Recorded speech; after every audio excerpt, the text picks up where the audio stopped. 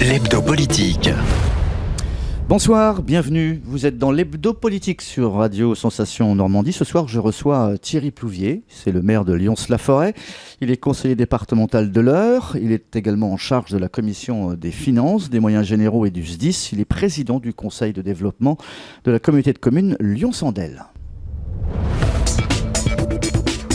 Chaque dimanche à 18h, c'est l'hebdo politique. Thierry Plouvier, bonsoir. Vous avez 58 ans, marié, papa de 3 garçons, vous êtes clerc de notaire, vous êtes entré au conseil municipal de votre commune en 2003, maire depuis 2008, vous avez été président du syndicat mixte du Pays du Vexin normand, et vous êtes président de l'agence de développement touristique Eure Tourisme. On dresse votre portrait dans quelques instants. L'hebdo politique sur Sensation Normandie. Alors rebonsoir Thierry Plouvier, est-ce que j'ai oublié quelque chose sur la carte de visite ? Sur la carte de visite, il y a simplement une toute petite erreur. Je suis élu depuis 1983. 1983, donc j'ai fait une erreur de frappe. En 2003, mais c'est pas grave. Ok. Je fais pas mon âge. Et vous serez encore maire pour la prochaine élection ? Candidat ? On va se représenter avec toute mon équipe municipale pour les prochaines élections municipales. Oui. D'accord. On va vous demander de vous avancer un tout petit peu pour que notre technicien son puisse bien vous entendre. Lyons-la-Forêt, classé parmi les plus beaux villages de France, qui inspire, je sais que ça en agace plus d'un, Madame Bovary de Flaubert, Maurice Ravel, Louis Aragon ou André Breton, un patrimoine 17e, 18e siècle, une trace moyenâgeuse également qu'il ne faut pas oublier, et puis une douceur de vivre très normande. Il y a pire comme commune pour exercer la fonction de maire, dites-moi. Oui, on a des conditions très difficiles, vous avez raison de le souligner, des conditions très difficiles pour pouvoir exercer cette belle fonction de maire, et lorsqu'on est élu depuis très longtemps, parce que je suis natif de Lyon, je suis né à Lyons-la-Forêt. Mes parents étaient boulangers à Lyons-la-Forêt, mes grands-parents étaient boulangers aussi à Lyons-la-Forêt. Malheureusement, moi je ne suis pas tombé dans le pétrin. Et donc c'est très agréable forcément d'être maire d'une commune comme Lyons-la-Forêt. C'est une commune sans histoire ? Ouais, on peut dire sans histoire. Dire ça, oui. ouais. Franchement sans histoire. Ouais. Le département de l'Eure a accueilli pour la toute première fois à Vernon et Giverny les départements fleuris de France. Vous y étiez. Les participants se sont réunis pour des temps de travail afin de faire évoluer notamment la réglementation nationale. Un souhait a notamment émergé que la labellisation soit accordée par le département et non plus par la région, au moins pour la première fleur. Alors c'était quoi le souci et qu'est-ce que ça va changer ? Alors ce que ça va changer, c'est que jusqu'à maintenant, c'était les départements qui proposaient à la région l'attribution de fleurs supplémentaires, donc la première, la deuxième, etc. On a trouvé pertinent, en tout cas, les départements fleuris de France, de dire les départements font vraiment le travail sur le terrain, connaissent les communes, rencontrent les élus, rencontrent les équipes techniques de ces communes-là, et c'était vraiment rendre... c'est donner honneur en tout cas au travail qui était fait par les équipes départementales, l'attribution de la première fleur. Mais on peut travailler de manière conjointe avec la région. Je pense qu'il ne faut pas que ce soit le département qui attribue que la première fleur et puis plus rien après. Il faut que ce soit un travail qui soit fait avec la région. Et on va dire ce sont les deux qui attribuent la première et les fleurs supplémentaires. On reste dans le bucolique là pour notre première partie d'entretien. Villefleurie, ce n'est pas que du fleurissement. On va essayer d'y voir un peu plus clair, car désormais la démarche est plutôt éco-citoyenne, avec l'amélioration du cadre de vie, le patrimoine et l'environnement. Donc ça c'est important. Quand une commune s'engage au fleurissement, elle s'engage aussi à d'autres tâches. Oui. C'est-à-dire qu'il faut bien sûr... Est-ce que le cahier des charges est maintenant plus important, plus drastique ? Beaucoup plus important, parce que le label des villes et villages fleuris, c'est un label avant tout de qualité de vie.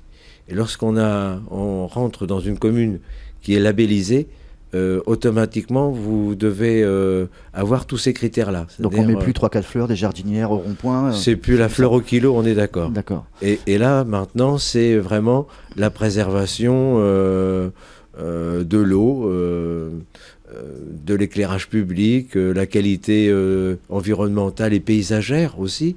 Les arbres ont une importance, on l'a vu encore cet été avec un été très chaud.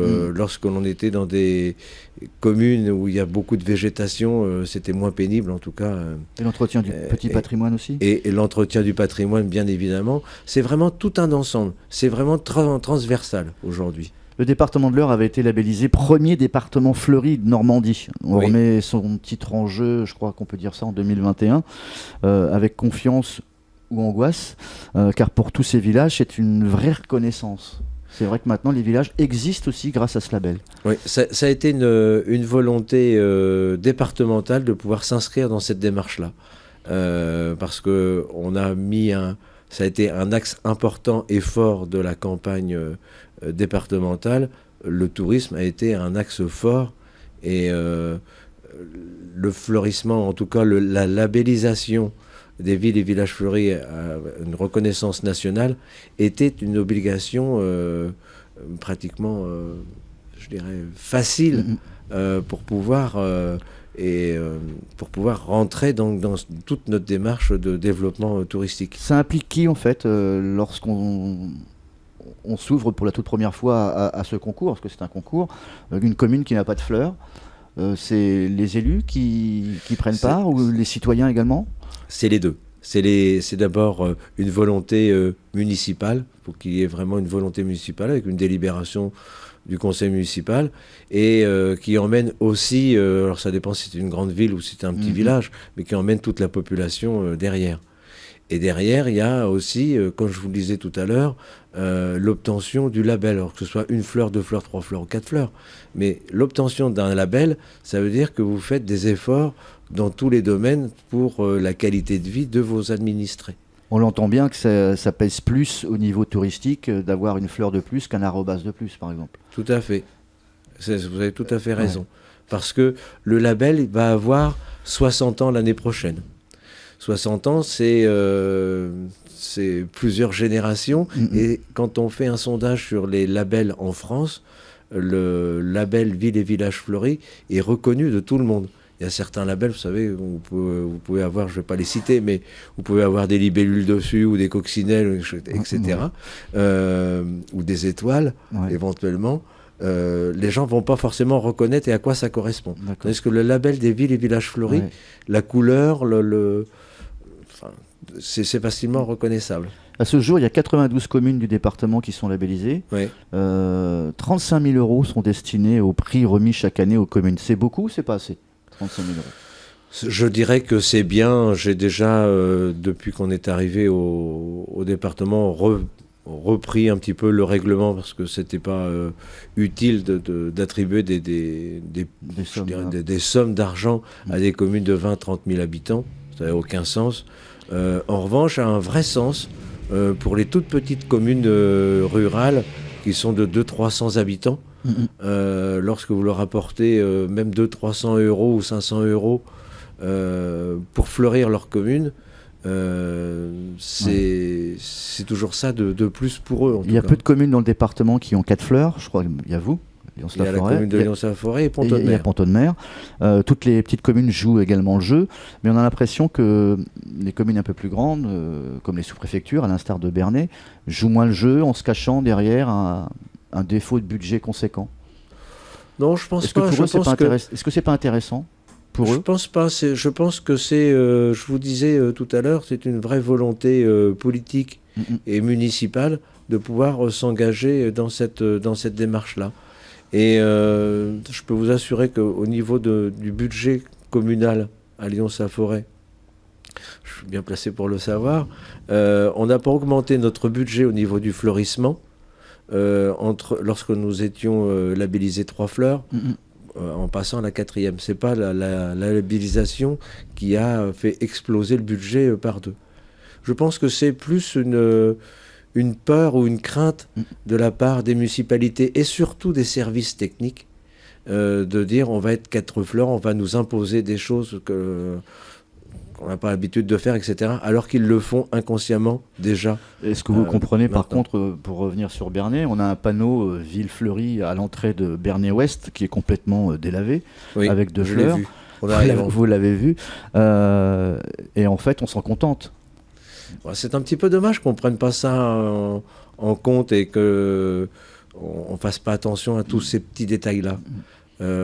Justement, ce sont la multiplication de tous les petits détails qui font Ouais. que Ça donne une belle vous avez image. une belle image Mm. tout à fait de votre ville ou de votre village. Lyons-la-Forêt avait reçu en 2015 l'association Les plus beaux villages de France. Oui. Est-ce que c'est un combat de tous les jours pour garder ce label prestigieux ou est-ce qu'on peut le perdre? Est-ce qu'à un moment- vous n'allez pas devenir le village le plus moche de France, mais est-ce qu'on Non, peut mais être on peut rétrogradé? très bien être déclassé, même pas rétrogradé. Dans l'heure, il y a le bec et loin, vous êtes deux, ça. Oui, on peut être déclassé complètement, quoi, si vous voulez. Pour quelle raison? Parce que vous n'avez Moins pas d'efforts, on a pris baissé- attention on a à baissé la garde. à la préservation des aménagements lorsqu'il y a des travaux qui sont faits, des améliorations de façade, etc., de couleurs. Vous avez laissé à volo l'urbanisation de votre village avec des zones artisanales, des zones industrielles, etc. Donc derrière, il y a une vraie volonté aussi politique et municipale de dire on préserve le village tel qu'il est pour pouvoir se démarquer D'accord. par rapport à d'autres villages. Comment ça se passe? Il y a un jugement chaque année, il y a des inspecteurs discrets qui Ils viennent tous les 3 ans. Ah, vous savez qui passe? Ils viennent tous les C'est pas 3 comme ans. Hugo et Millot, ils sont pas... Non, non, Ok. ils sont pas avec le chapeau et les lunettes de soleil. D'accord. Ils viennent à visage découvert.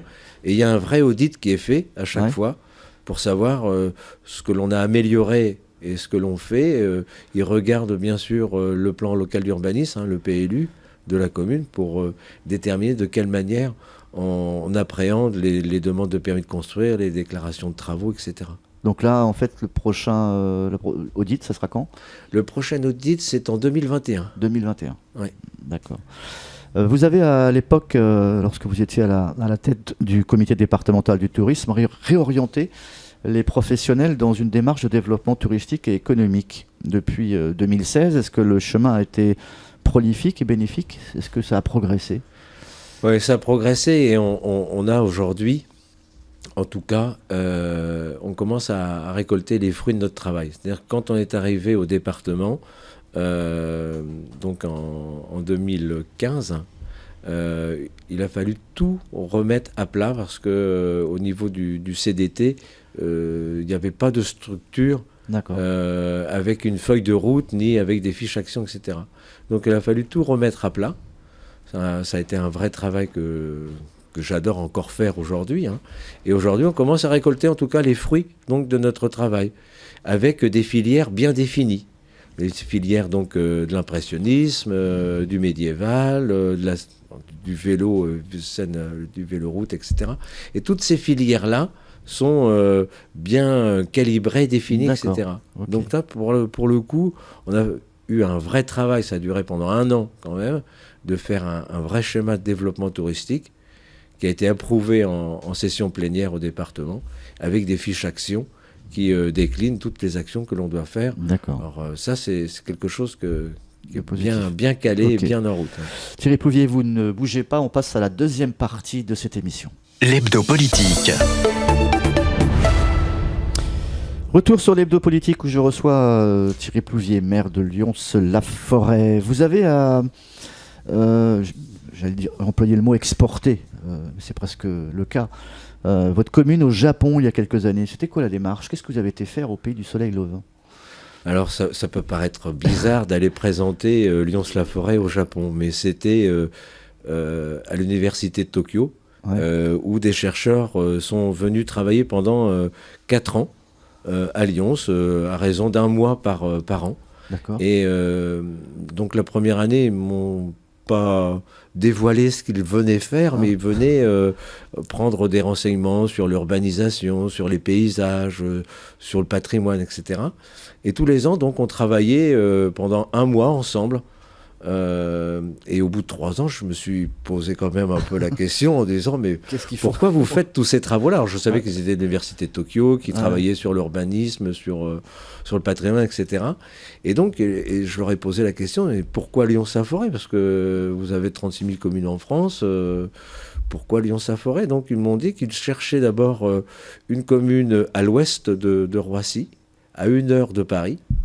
Donc c'est notre avantage aussi. Classé plus beau village de France, donc c'est ce qu'on disait tout à l'heure, ça a quand même une certaine importance, une véritable Une portée importance. internationale, quoi.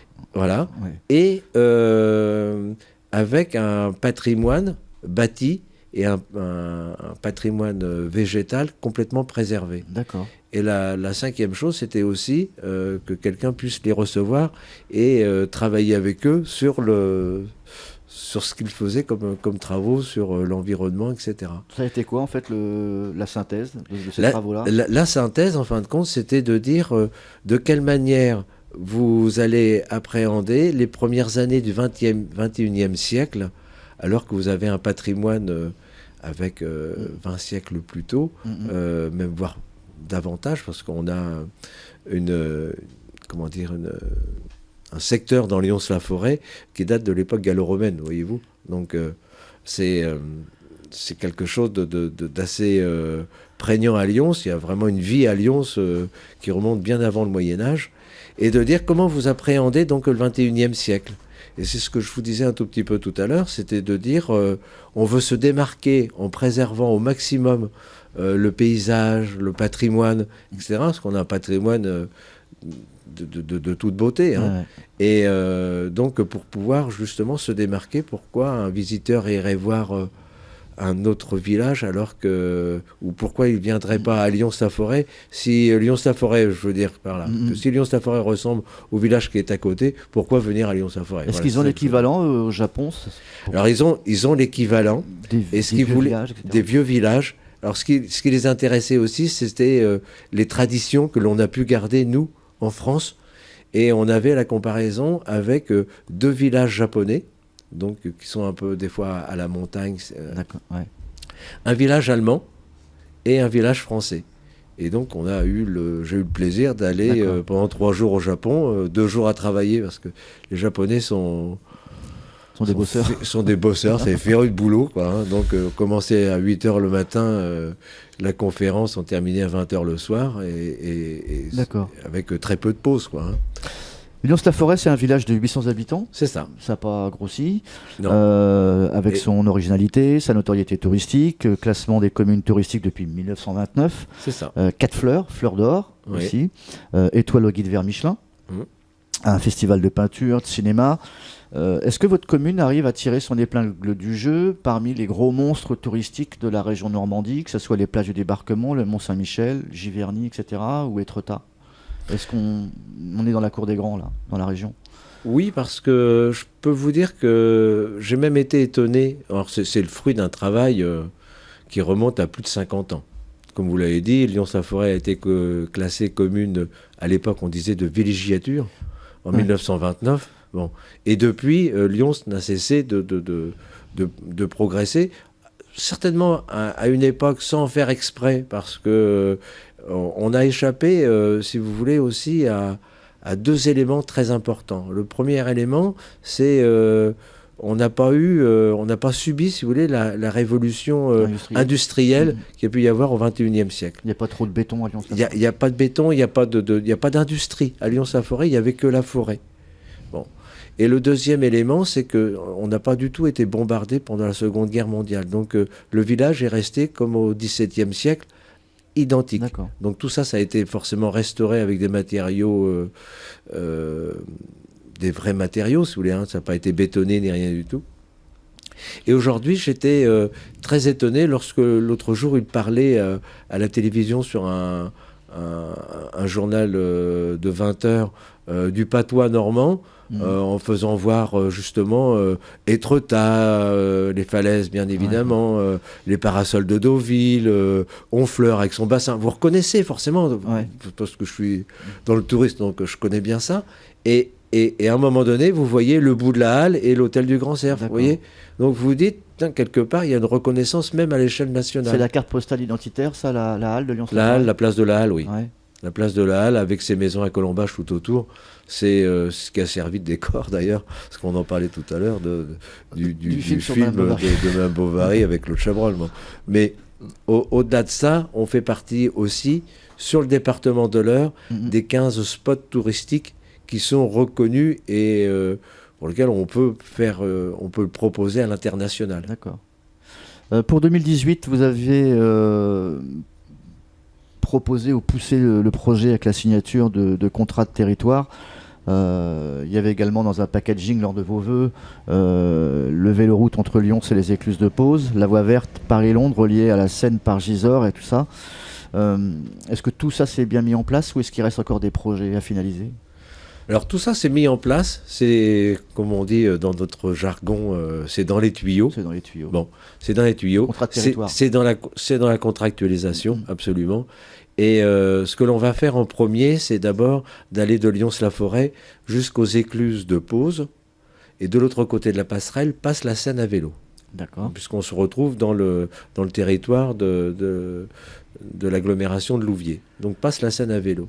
Et mon idée, si vous voulez, c'était de dire essayons de fédérer beaucoup plus de monde et de relier la Paris-Londres, qui passe à Gisors, et donc le territoire d'Étrépagny, c'est beaucoup de plaines, c'est le Vexin, hein, c'est le Vexin dur, c'est de relier Gisors et Trépagny-Lyons, donc de rejoindre la Seine à vélo, la Paris-Londres avec la Seine à vélo en passant par Étrépagny, Lyons-la-Forêt et reprendre notre véloroute que l'on va faire là. On va débuter l'année prochaine puisqu'il fallait d'abord qu'il y ait la contractualisation et après ça va se faire facilement. Un projet qui sera inauguré quand ? On peut dire en 2020, je n'ai pas d'échéance précise parce que quand on est un vieil élu, on évite de donner un calendrier des fois trop précis parce que... Pour la fin du mandat, quoi. Pour la fin du mandat, oui, certainement. Ouais. Certainement, parce que derrière, il y a aussi, si vous voulez, une mise en valeur du parcours. Et si vous avez juste un parcours et vous n'avez rien à voir, vous faites 20 km et vous découvrez rien, ça n'apporte pas grand-chose. Je pense qu'il y a aussi à valoriser aussi le parcours. Et dans le parcours, il existe juste avant Pont-Saint-Pierre, entre Radepont et Pont-Saint-Pierre, ça ne vous a pas échappé, l'abbaye de Fontaine-Guérard et surtout la filature, le Vavasseur, qui est une cathédrale extraordinaire en France, une des rares cathédrales industrielles qui existent là dans la vallée de l'Andelle. C'est un bien qui appartient au département et tout ça, il faut le mettre un petit peu aussi en musique. Donc je voudrais que tout ça puisse se mettre en place pour 2021, si on veut, oui, pourquoi pas. Sébastien Lecornu, à ce sujet, vous avez promis un soutien général et gouvernemental à la ruralité, au centre-bourg pilote, etc., qui pourrait mieux structurer la vie rurale. C'est des paroles qui ont été entendues, suivies d'actes ? Oui. C'est pareil. Alors ça se monte pas en 5 minutes. On en a parlé ensemble. Et faut être candidat à l'amélioration, en tout cas, de son cadre de vie et de son cadre patrimonial qui se trouve autour de la halle. Aujourd'hui, ce que j'aurais voulu que l'on puisse arriver à faire, c'était de requalifier l'espace public autour de la halle, parce que la halle, si vous regardez des cartes postales anciennes dans les années 70, il n'y avait que des voitures de stationner tout autour de la halle. Et on a pris la décision en 1985-86 avec le conseil municipal de l'époque de rendre cet espace public aux piétons, de le redonner aux piétons comme il était au début du XXe siècle. Et aujourd'hui, donc, tout cet espace public a 30 ans, 35 ans. Et on voudrait pour justement aller entrer dans le 21e siècle avec quelque chose de très qualitatif, de pouvoir refaire un petit peu cet espace public. Et ça rentre dans le cadre de l'attractivité des centres-bourgs. Vous qui êtes un peu dans sur les deux compétences, entre le tourisme et le patrimoine. Qu'est-ce que vous pensez de ce fameux loto du patrimoine lancé par Stéphane Bern? Est-ce que c'est un gadget? J'attends de voir. D'accord. J'attends de voir. Parce que je pense que ça aurait pu être fait autrement. Je vous donne mon sentiment. Je ne devrais peut-être pas vous le donner, mais je vous donne mon sentiment. Parce que le ticket de loto, alors moi je ne joue pas au loto, alors, mais je vais essayer d'être assez concis là-dessus. Le ticket du loto pour le patrimoine avait l'air d'être relativement cher par rapport à un ticket de loto ordinaire. Je pense que pour sauver le patrimoine en France, les gens sont très attachés au patrimoine. On le voit à chaque fois dans les collectivités. Lorsqu'on veut restaurer un patrimoine, ça m'est arrivé au début, lorsque j'étais maire en 2009, de restaurer une chapelle. Ça a dépassé même les espérances de ce que l'on pouvait avoir en souscription. Et sur le département, il n'y a que 3 monuments qui sont concernés. Oui. Ça, ouais. Et s'ils avaient fait un ticket de loto accessible à tout le monde et qui était vraiment destiné pour la restauration du patrimoine, peut-être que ça aurait été, il y aurait eu plus de personnes qui auraient joué et entré dans la démarche en tout cas. Moi, je le vois comme ça. On arrive à la fin de notre entretien. Est-ce que vous avez des passions, des hobbies en dehors de votre vie politique? Est-ce que vous trouvez du temps? Oui, je trouve toujours un tout petit peu de temps, pas assez aux yeux de mon épouse. Bon, fait d'être dans le tourisme, déjà, ça vous permet de voyager? Oui, quand même, mais quand je suis plus au travail, je suis vraiment monsieur tout le monde. Monsieur tout le monde, monsieur lambda. Des passions, oui, j'ai passion pour le sport. C'est ce que j'aurais voulu faire si je n'avais pas fait ma carrière dans le notariat. J'aurais voulu être prof de sport, donc voilà. Donc je suis vraiment un passionné de sport et maintenant je le consacre à mon petit-fils. Pour l'instant, j'en ai qu'un seul, donc voilà, je consacre mon peu de temps de libre donc à mon petit-fils. Voilà. Est-ce que Monsieur Lambda sera candidat à la mairie? Alors je vous l'ai dit tout à l'heure, oui. On va repartir. On a encore de belles choses à réaliser sur Lyon, parce que Lyon c'est quand même un pôle d'attractivité par rapport à toutes les communes qui se trouvent autour. Parce qu'on parle d'attractivité, mais il faut encore proposer quelque chose. Et on est un vrai pôle d'attractivité avec, par exemple, un cabinet médical avec 5 médecins généralistes pour une commune de 800 habitants, une pharmacie, 2 épiceries, une boulangerie, etc. Donc on a vraiment un pôle à Lyon, pas simplement que touristique, mais vraiment un pôle d'attractivité pour toutes les communes qui sont autour. Et il y a encore de belles choses, en tout cas, à faire. On aurait pu prolonger cet entretien en mettant une bûche dans la cheminée, M. Plouvier. Mais donc le temps nous a été repris. Merci en tout cas d'avoir accepté notre invitation. Merci beaucoup, Dominique. Vous pouvez retrouver ce magazine et cet hebdo politique, vous le savez, sur notre site internet www.radiosensation.fr. Bonsoir. Bonsoir. Chaque dimanche à 18h, c'est l'hebdo politique.